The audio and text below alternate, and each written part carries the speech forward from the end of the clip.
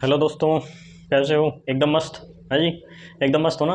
गर्मी का मौसम चल रहा है भैया, कूलर एसी में पड़े रहिए, कहीं पिघल जाओ। ठीक है। 47 48 49 इस बीच के इसके बीच में आपका टेम्परेचर लाई कर रहा है इस टाइम पे। ठीक है, इसलिए एसी कूलर में पड़े ही रहना, आपके हित में ही बोल रहे हैं, है ना? तो आज के वीडियो लेक्चर में हम देखने वाले हैं bond angle comparison with help of percentage s character. Last के वीडियो लेक्चर में हम जो ट्रिक थी, जो ट्रिक को ही यूज करके हम आज क्या निकालने वाले हैं, आपका बॉन्ड एंगल कंपैरिजन निकालने वाले हैं। लास्ट के वीडियो लेक्चर में हमने आपको बॉन्ड एंगल कंपैरिजन ज्ञात करने की आपको ट्रिक बताई थी कि फर्स्ट स्टेप आपको क्या करना है, सेकंड स्टेप क्या करना है, थर्ड फोर्थ फिफ्थ सिक्स ज्यादा बोल दिया भैया, फिफ्थ स्टेप ही थे टोटल, है ना? टोटल फिफ्थ स्टेप थे, आपको फर्स्ट में क्या अप्लाई करना है, सेकंड में क्या, थर्ड में क्या, फोर्थ में क्या, देन फिफ्थ में क्या। ठीक है, तो वो आपको लास्ट वीडियो लेक्चर में हम बता चुके हैं कि फर्स्ट स्टेप जो हमारे पास था, फर्स्ट जो स्टेप था बेटा, फर्स्ट स्टेप जो था चिंटू, ओ चिंटू, फर्स्ट स्टेप क्या था आपके पास? फर्स्ट स्टेप आपके पास था कि भैया सबसे पहले हमें चेक करना है क्या, हाइब्रिडाइजेशन, और हाइब्रिडाइजेशन भी चेक करना है और आपको ड्रैगो मॉलिक्यूल भी चेक करना है। अब भैया जी ड्रैगो मॉलिक्यूल के आ गया, अरे बेटा, अरे चिंटू, ड्रैगो मॉलिक्यूल तो मैंने तेरे को पढ़ाया था नहीं पढ़ाया था? अभी लास्ट वीडियो लेक्चर, लास्ट दूसरे या तीसरे वीडियो लेक्चर में मैंने आपको बताया था ड्रैगो मॉलिक्यूल के बारे में। कंप्लीट है जो 20 से 25 मिनट की, 20 मिनट की लगभग वीडियो बनाई थी कि ड्रैगो मॉलिक्यूल क्या होते हैं, कंडीशंस क्या होती हैं, कौन से ड्रैगो मॉलिक्यूल होते हैं, कौन से नहीं होते, क्या आपको पता है? अरे नहीं पता सर, नहीं पता तो यार बता रहे हैं फिर से एक बार। तो ड्रैगो मॉलिक्यूल क्या होता है, ड्रैगो मॉलिक्यूल की जो कंडीशन होती है उसमें मैंने आपको बताया था कि ड्रैगो मॉलिक्यूल में क्या होता है, ड्रैगो मॉलिक्यूल में हाइब्रिडाइजेशन नहीं होता है, हाइब्रिडाइजेशन नहीं होता है। तो उसी के केस में उसी के हाइब्रिडेशन नहीं होता है, मतलब कि हाइब्रिडेशन नहीं होता मतलब साइड सेंट्रल एटम आपका बड़ा है और साइड एटम छोटा है, ये इसका मतलब ये है एटम, ये है मतलब कि यहाँ पे रिपल्सन नहीं होगा, रिपल्सन नहीं होगा तो आपके पास हाइब्रिडाइजेशन नहीं करेगा मॉलिक्यूल। ठीक है, इस प्रकार बनाया था मैंने आपको, इस प्रकार बनाया था। ठीक है, यहाँ पे अनहाइब्रिड पी ऑर्बिटल क्या करते हैं, आपके बॉन्डिंग में पार्टिसिपेट करते हैं और यहाँ पे नो रिपल्सन नहीं होता बिल्कुल भी, और रिपल्सन नहीं होगा, नो रिपल्सन का केस होगा। तो नो रिपल्सन के केस होने के कारण यहाँ पे क्या नहीं होंगे, हाइब्रिडाइजेशन भी नहीं होगा। हाइब्रिडेशन क्यों होता है, यहाँ पे रिपल्सन होता था पहले, क्योंकि बड़े बड़े एटम होते थे आपके साइड एटम, तो इसलिए यहाँ पे रिपल्सन होने के कारण वो स्टेबल होने की वजह से जो ये आपका मॉलिक्यूल था वो क्या करता था, आपके हाइब्रिडाइजेशन करता था। लेकिन अब यहाँ रिपल्सन नहीं है तो ये हाइब्रिडाइजेशन भी नहीं करेगा। ठीक है, तो अब अपन को क्या देखना भैया, ड्रैगो मॉलिक्यूल क्या है जिसमें सेंट्रल एटम क्या होना चाहिए, बड़ा होना चाहिए। भैया अब चेक कर लो, पहले तो हाइब्रिडाइजेशन चेक करो, सभी में हाइब्रिडाइजेशन चेक करा तो OCl2 में क्या है आपके पास, sp3 होने वाला है। कहाँ पे लिखे इसे, कहाँ पे लिखे, इधर लिख लेते हैं sp3। ठीक है, sp3। OH2 में देखो तो OH2 में भी sp3 हाइब्रिडेशन होने वाला है आपके पास। SS2 का बाद में देखेंगे, पहले OF2 का देख लो। OF2 में अगर देखा मैंने तो इसके पास भी क्या है, sp3 हाइब्रिडेशन है। अगर NH3 के पास देखा तो मैंने इसमें भी हाइब्रिडेशन है। ठीक है, अब देख लिया sp3 सभी में है आपके पास। SH2 में अगर कंडीशन लगाए अपन ड्रैगो मॉलिक्यूल की, तो ड्रैगो मॉलिक्यूल कंडीशन क्या है भैया, सेंट्रल एटम बड़ा होना चाहिए। क्या है, सेंट्रल एटम बड़ा होना चाहिए, तो इसमें सेंट्रल एटम बड़ा है। जो आपका सल्फर है वो थर्ड पीरियड एलिमेंट है आपके पास। सल्फर जो है भैया थर्ड पीरियड एलिमेंट है। भैया इसको देख के आपको सपना की, संगीता की, संजना की, इनकी बहुत यादें आती हैं, लेकिन आपको याद नहीं करना भैया, जो छोड़ के चले गए उन्हें जाने दो। अब आपका इसका मतलब सल्फर ही होना चाहिए, इसका मतलब सपना, संजना, संगीता नहीं होना चाहिए। तो इसका मतलब सल्फर है यहाँ पे। ठीक है, इन तीन मतलब को हटा दो। ठीक है, इसका मतलब सल्फर है जो कि क्या है, थर्ड पीरियड आपका एलिमेंट है। तो थर्ड पीरियड मतलब कि इसका साइज बड़ा है, और जो आपके हाइड्रोजन है वो क्या है, हाइड्रोजन क्या है भैया, हाइड्रोजन का साइज सबसे छोटा है। तो हाइड्रोजन का साइज सबसे छोटा है मतलब कि जो साइड एटम है आपके पास वो क्या है, स्मॉल है, और स्मॉल होने के साथ साथ ही क्या है, लेस इलेक्ट्रोनेगेटिव है। तो मतलब कि ये क्या है, ड्रैगो मॉलिक्यूल कंडीशन को वो कर रहा है फॉलो। तो मतलब कि ये क्या है आपके पास, ड्रैगो मॉलिक्यूल होने वाला है। आ गई समझ में सब? आया या नहीं आया है जी? समझ में आ गया? अरे बोल दे चिंटू, समझ में आया या नहीं आया है जी? तो अपन ने फर्स्ट स्टेप क्या था आपके पास कि आपके पास ड्रैगो मॉलिक्यूल और हाइब्रिडेशन चेक करना है। तो sp जो आपको पता है भैया, मैंने आपके पास ऑर्डर लिखवाया था कि sp में सबसे ज्यादा बॉन्ड एंगल, sp2 में, देन sp3 में, और देन ड्रैगो मॉलिक्यूल में। तो जो ड्रैगो मॉलिक्यूल है वो सबसे लास्ट में आएगा, उसका बॉन्ड एंगल सबसे कम होने वाला है SH2 का। इससे आगे जो है आपके पास OCl2, OH2, आपके पास OF2, ये नहीं लगेगा भैया, ये साइन नहीं लगेगा। अभी यहाँ पे कॉमा लगाओ, OF2 एंड NH3। अब इनमें से कौन, किसका बॉन्ड एंगल ज्यादा है, किसका बॉन्ड एंगल कम है, अभी इसके बारे में अपन को नहीं पता है बेटा। ओके, ये अपन को भी नहीं पता, इसका भी अपन पता कर लेंगे। कैसे पता करेंगे, स्टेप नंबर सेकंड पे पहुंचेंगे भैया। स्टेप नंबर सेकंड क्या था, स्टेप नंबर सेकंड था कि हमें क्या करना सॉरी, हमें क्या चेक करना है, एनबीपीआर। एनबीपीआर क्या होता है, इसकी क्या कंडीशन होती है, वो मैं आपको लास्ट वीडियो लेक्चर में बता चुका हूं भैया। एनबीपीआर क्या होता है, एनबीपीआर का मतलब है कि आपके पास जो सेंट्रल एटम है वो क्या होना चाहिए, छोटा होना चाहिए। जो बीच का जो जो वो लड़का था वो क्या होना चाहिए, छोटी बुद्धि का होना चाहिए, मंद बुद्धि का होना चाहिए। अगर वो मंद बुद्धि का होगा, अगर वो मंद बुद्धि का होगा तो उसको उसकी जो गर्लफ्रेंड होंगी, दो गर्लफ्रेंड, उनका पता लग जाएगा उन दोनों को, और उनको अगर पता लग गया तो उनमें क्या हो जाएगा, रिपल्सन हो जाएगा, और रिपल्सन अगर होता है तो वो क्या हो जाएगा, उनमें रिपल्सन होने के कारण क्या हो जाएगा, बॉन्ड एंगल बढ़ जाएगा, मतलब कि वो क्या हो जाएगा, NBPR की कंडीशन आपकी फॉलो हो जाएगी। तो वो इसमें कौन सी है भैया, इन चारों में से कौन सा आपके पास ऐसा है, छोटी बुद्धि का कौन सा लग रहा है आपको भैया, OCl2 OH2 भैया सेकंड पीरियड के तो सारे ही हैं इसमें। जो आप sp3 ये sp3 हाइब्रिडाइज जो मॉलिक्यूल है, इनमें सेकंड पीरियड के एलिमेंट ही क्या है आपके पास, सेंट्रल एटम है। लेकिन अभी अपन को क्या करना है, साइड एटम चेक कर सकते हैं, साइड एटम से कि जो वो लड़कियां हैं दोनों, उसकी दोनों गर्लफ्रेंड है, उनके पास भी दिमाग है या नहीं है, वो भी खाली है, तो उनके पास दिमाग होना चाहिए भैया। तो दिमाग होना चाहिए मतलब कि उनके पास बड़ा दिमाग होना चाहिए, मतलब कि थर्ड पीरियड या फिर फोर्थ फिफ्थ सिक्स, मतलब कि ज्यादा दिमाग वाली होनी चाहिए, तभी पता लगेगा। अगर उनके पास ही दिमाग नहीं है, वैसे तो होता नहीं है लड़कियों के पास, लेकिन फिर भी हम यहाँ पे मान के चल रहे हैं कि यहाँ पे क्या है, उनके पास दिमाग है। तो थर्ड पीरियड में अगर साइड एटम के पास क्या है, साइड एटम क्या है आपके पास, लार्ज है, थर्ड मतलब कि थर्ड पीरियड से है या फिर फोर्थ फिफ्थ या इससे ज्यादा पीरियड से है, तो वो क्या होगा वहां पे क्या होगा, NBPR। अब यहाँ पे देखो OH2 में देखो आपके पास सेंट्रल एटम जो है सेकंड पीरियड का है, लेकिन हाइड्रोजन क्या है, स्मॉल है, लेकिन ये नहीं चलेगा अपन के पास। जो NBPR के लिए कंडीशन क्या थी, जो आपका साइड एटम है वो लार्ज होना चाहिए, सेंट्रल एटम स्मॉल होना चाहिए, यही थी कंडीशन, ठीक है। OF2 में अगर देखो तो OF2 में सेंट्रल एटम तो स्मॉल है, लेकिन जो आपका साइड एटम है वो भी स्मॉल है, लेकिन हमको लार्ज चाहिए। NH3 में देखो तो ये क्या है, स्मॉल है, लेकिन हाइड्रोजन क्या है, वो भी स्मॉल आपका साइड एटम, लेकिन हमें क्या साइड एटम क्या चाहिए, लार्ज चाहिए। अगर OCl2 की बात करें यहीं पे, तो OCl2 भैया सेंट्रल एटम तो क्या है, स्मॉल है, सेंट्रल एटम स्मॉल है, ऑक्सीजन क्या है सेकंड पीरियड से, लेकिन आपका जो क्लोरीन है वो क्या है, लार्ज है, इसका साइज बड़ा है। और क्यों बड़ा है भैया, इसका साइज इसलिए बड़ा है क्योंकि ये थर्ड पीरियड एलिमेंट है।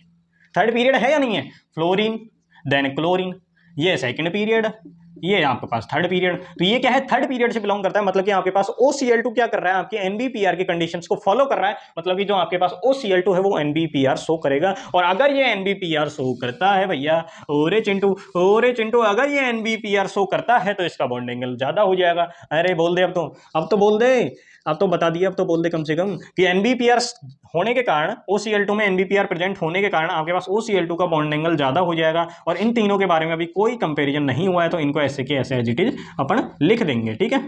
और SH2 का सबसे कम है क्योंकि ये क्या है, ड्रैगो मॉलिक्यूल है आपके पास। स्टेप थर्ड आप देखने वाले हैं। अब स्टेप थर्ड में क्या आपके पास, स्टेप थर्ड में क्या देखते हैं हम कि आपके पास लॉन पेयर, जो सेंट्रल एटम है उस पर लॉन पेयर कितने हैं, तो उस पर जो लॉन पेयर होंगे उसके हिसाब से हम चेक करेंगे कि भैया यहाँ पे बॉन्ड एंगल कंपैरिजन किसका ज़्यादा है, किसका बॉन्ड एंगल कम है, किसका ज़्यादा है, उसके बारे में हम देखेंगे। तो स्टेप जो थर्ड है हमारा, उसमें देखो भैया आप, हाँ जी, उसमें क्या देखना है अपन को, उसमें मैंने अभी आपको बताया था कि lone pair on central atom अपन को चेक करना है। और इसमें मैंने बॉन्ड एंगल आपको भी बताया था कि इसमें बॉन्ड एंगल किस प्रकार रिलेट होता है, lawn pair on central atom के इनवर्सली प्रोपोर्शनल आपका बॉन्ड एंगल होता है, ठीक है। तो आप पहले तो चेक कर लीजिए, OH2 और OF2 में दोनों में क्या है, जो आपका ऑक्सीजन है उस पर एक लॉन पेयर प्रेजेंट होता है, ठीक है। OH2 इस प्रकार ही तो बनता है, एक नहीं सॉरी दो है ना, OH2 दो, और आपके पास OF2 में भी आपके पास दो ही लॉन पेयर प्रेजेंट है। लेकिन आप NH3 के केस की बात करोगे तो यहाँ पे एक लॉन पेयर आपके पास प्रेजेंट होता है। तो एक लॉन पेयर प्रेजेंट मतलब कि lone pair on central atom कम है, तो इसका बॉन्ड एंगल क्या हो जाएगा, ज्यादा हो जाएगा, मतलब NH3 का बॉन्ड एंगल क्या हो जाएगा, ज्यादा हो जाएगा। आया समझ नहीं आया, देखो क्योंकि यहाँ पे क्या है, दो लॉन पेयर, यहाँ पे दो लॉन पेयर, यहाँ पे एक लॉन पेयर, मतलब कि यहाँ पे लॉन पेयर की कमी है, मतलब lone pair on central atom कम है, तो इसका बॉन्ड एंगल ज्यादा हो जाएगा इन तीनों की तुलना में। तो NH3 क्या आ जाएगा भैया अपना आगे आ जाएगा, NH3 क्या आ जाएगा अपना आगे आ जाएगा, ठीक है। तो स्टेप थर्ड से मेरे को क्या चीज पता लगी, स्टेप थर्ड से मेरे को चीज पता लगी भैया OCl2 का ज्यादा है, ये इन तीनों में से किसका ज्यादा हो गया, NH3 का ज्यादा हो गया। अब आपको इनका पता नहीं है कि OH2 का क्या है और OF2 का क्या केस है, इनका अपन को भी पता नहीं है, ठीक है, इनसे तो ज्यादा ही है। और SH2 अब इन दोनों के बारे में पता नहीं है भैया। अब मैंने जो फोर्थ आपका केस था, फोर्थ जो आपका स्टेप था, उसमें आपको क्या चेक करना था भैया, स्टेप जो आपका फोर्थ था उसमें अपन को चेक करना था, क्या चेक करना था बेटा, उसमें अपन को चेक करना था कि आपके जो साइड एटम है उनकी इलेक्ट्रोनेगेटिविटी चेक करनी थी। भैया जिसकी इलेक्ट्रोनेगेटिविटी ज्यादा वो सपना से ज्यादा मोहब्बत नहीं करता, ज्यादा नफरत करता है, ठीक है। जिसकी इलेक्ट्रोनेगेटिविटी ज्यादा वो क्या करता है, क्योंकि जो हाईली इलेक्ट्रोनेगेटिव थे वो क्या करते थे, सपने से हेट करते थे क्योंकि वो होता ना, जिसको नहीं मिलती वो फिर उससे क्या करने स्टार्ट कर देता है, उससे घृणा करना स्टार्ट कर देता है। तो इनको क्या थी कि सपना मिली नहीं थी, तो अब कहते हैं भैया सपना खराब है जी, सपना से हेट करते हैं, नफरत करते हैं। तो वो नफरत नहीं करनी चाहिए आपको भैया, अगर नहीं मिल रही है तो, है ना, ऐसा नहीं करना है ना।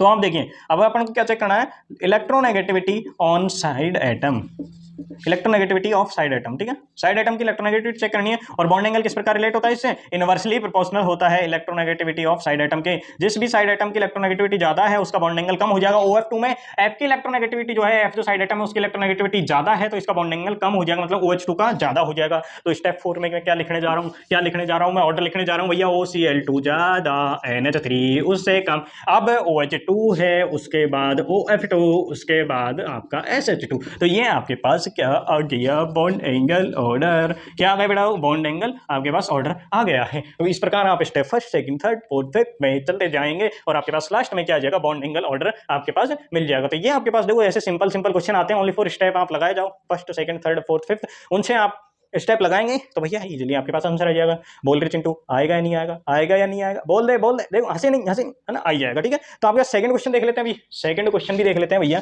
ये सेकंड क्वेश्चन क्या होगा, एक क्वेश्चन और देख लेते हैं और फिर आप करते रहना जितने भी क्वेश्चन हैं, क्योंकि कंसेप्ट इंपॉर्टेंट होते हैं, क्वेश्चन इंपॉर्टेंट नहीं होते, लेकिन क्वेश्चन करना भी इंपॉर्टेंट है। अगर क्वेश्चन नहीं किए तो आपके पास कंसेप्ट क्लियर नहीं होते। ठीक है, लेकिन कुछ क्वेश्चन हम करा रहे हैं, कुछ क्वेश्चन आप करोगे, दोनों मिलकर सारे क्वेश्चन निपटा देंगे। ठीक है, निपटा देंगे भैया, दोनों के मीनिंग अलग अलग हो जाते हैं फिर।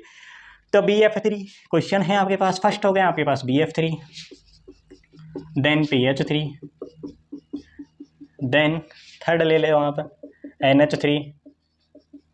ठीक है, ये आपके पास क्या है, 3 आपके पास ये मॉलिक्यूल हैं। ये आपको चेक करने हैं कि भैया किसके पास आपके पास बॉन्ड एंगल ज़्यादा है, किसके पास बॉन्ड एंगल कम है, ये आपको चेक करना है। एक और आप ले लीजिए, एक और आप क्या ले लीजिए, फोर्थ और ले लीजिए, H2 और यहाँ पे ऐड कर लीजिए। इनमें से किसके पास आपके पास बॉन्ड एंगल ज़्यादा है, किसके पास बॉन्ड एंगल कम है, तो वो जब चेक करेंगे हम, तो उसमें क्या आपको करना है भैया, वो ये फर्स्ट स्टेप अब आप करेंगे। अब इस क्वेश्चन को आप करेंगे भैया, आप बताते जाएंगे और मैं वैसे वैसे करता जाऊंगा। स्टेप फर्स्ट क्या करना है मेरे को, हाइब्रिडाइजेशन चेक करना भैया। क्या करना है, हाइब्रिडाइजेशन चेक करना है। हाइब्रिडाइजेशन चेक करो, कितना किसके पास हाइब्रिडाइजेशन है, H2O के पास sp3, H2O के पास sp3, NH3 के पास sp3, ठीक है, BF3 के पास sp2 होने वाला है, BF3 के पास sp2। ठीक है, BF3 की स्ट्रक्चर कुछ इस प्रकार होती है, और जो आपके पास NH3 होती है वो मैं आपको बता ही चुका हूँ बहुत बार, कुछ इस प्रकार होने वाली है, और जो आपके पास H2 है उसके आपके पास कुछ इस प्रकार होने वाली है। ठीक है, तो ये और PH3 है भैया, PH3 का क्या sp3 हाइब्रिडाइजेशन है, क्या sp3 हाइब्रिडाइजेशन है या नहीं है भैया, बिल्कुल नहीं है। अगर एक हिसाब से देखी जाए तो ये है भी, देखो फॉस्फोरस पे लोन पेयर है आपका एक, हाइड्रोजन हाइड्रोजन हाइड्रोजन। आपके पास जो स्टेरिक नंबर होता है, जब अभी आपको हाइब्रिडेशन पढ़ाएंगे तब स्टेरिक नंबर के बारे में डिस्कशन करेंगे। तो स्टेरिक नंबर क्या होता है, number of sigma bond plus lone pair. तो नंबर ऑफ सिग्मा बॉन्ड कितने हैं आपके पास, 1 2 3, लोन पेयर कितने हैं 1, तो आपके पास स्टेरिक नंबर कितना मिल गया, स्टेरिक नंबर 4, और स्टेरिक नंबर 4 पे sp3 हाइब्रिडाइजेशन होता है, sp3 हाइब्रिडेशन होता है। क्या PS3 में हाइब्रिडेशन नहीं है भैया, PS3 में, क्योंकि जो एक नाम का कॉन्सेप्ट और पढ़ा था हमने, ड्रैगो मॉलिक्यूल। क्या ड्रैगो मॉलिक्यूल, जो ड्रैगो मॉलिक्यूल होता है वो हाइब्रिडेशन करते ही नहीं है। तो आपके पास जो ये PH3 है वो क्या है, हाइब्रिड जो ड्रैगो मॉलिक्यूल है। कैसे है भैया, क्या आपके पास जो सेंट्रल एटम है वो बड़ा है क्योंकि ये किससे है, थर्ड पीरियड से। क्या आपके पास साइड एटम छोटा है, स्मॉल है, और स्मॉल और लेस इलेक्ट्रोनेगेटिव है। तो ये क्या है, ड्रैगो मॉलिक्यूल कंडीशन, मतलब ये क्या है, ड्रैगो मॉलिक्यूल है आपके पास। ये क्या है बेटा, ड्रैगो मॉलिक्यूल है आपके पास। जो ये PH3 है वो क्या है, ड्रैगो मॉलिक्यूल। ठीक है जी, ड्रैगो मॉलिक्यूल है। तो अब यहां से आप लगा सकते हो ऑर्डर। ठीक है, फर्स्ट स्टेप में क्या था, आपके पास sp जो हाइब्रिडाइजेशन मॉलिक्यूल हैं उनका बॉन्ड एंगल ज़्यादा, देन sp2 उसका कम, फिर sp3 का उससे कम, फिर ड्रैगो मॉलिक्यूल का उससे ज़्यादा। तो यहाँ पे sp2 है तो sp2 का ज़्यादा बॉन्ड एंगल हो जाएगा। ठीक है, देन sp3 कितने हैं आपके पास, NH3 और H2 वो 2 हैं। उसके बाद PH3 क्या है, ड्रैगो मॉलिक्यूल का, तो इसका सबसे कम हो जाएगा बॉन्ड एंगल। स्टेप सेकंड क्या था, स्टेप सेकंड था अपने पास, स्टेप सेकंड में हमने चेक किया था भैया। स्टेप सेकंड में क्या चेक किया था, चिंटू बोल दे, अरे बोल दे यार। स्टेप सेकंड में क्या चेक किया था, फर्स्ट में तो आपको पता है कि हमने हाइब्रिडेशन चेक किया था, सेकंड में हमने चेक किया था NBPR। क्या किसी में NBPR प्रेजेंट है भैया, इन दोनों में देखना, इन दोनों का खेल समाप्त, अब इन दोनों में कंपेरिजन करना है। ठीक है, NH3 और H2 में क्या कोई आपके पास NBPR शो करेगा इनमें से, बिल्कुल नहीं करेगा। क्यों नहीं करेगा ना, क्योंकि इनमें देखो सेंट्रल जो आपके पास सेंट्रल एटम है वो क्या है, स्मॉल है भैया, सेंट्रल एटम स्मॉल है। हाँ सही, ठीक है, कि हो सकता है कि आपका जो ये मॉलिक्यूल है वो NBPR शो करते हैं, लेकिन हमें क्या करना है, सेकंड कंडीशन भी फॉलो होनी चाहिए NBPR की। क्या जो आपका साइड एटम है वो लार्ज है, क्या वो आपका साइड एटम लार्ज है, नहीं है भैया, स्मॉल है, मतलब कि इनमें NBPR नहीं है। अगर सेकंड स्टेप की बात करें तो सेकंड स्टेप में अपन को कोई भी रिजल्ट नहीं मिला है। ठीक है, इसी प्रकार रख देंगे हम NH3 H2O एंड PH3।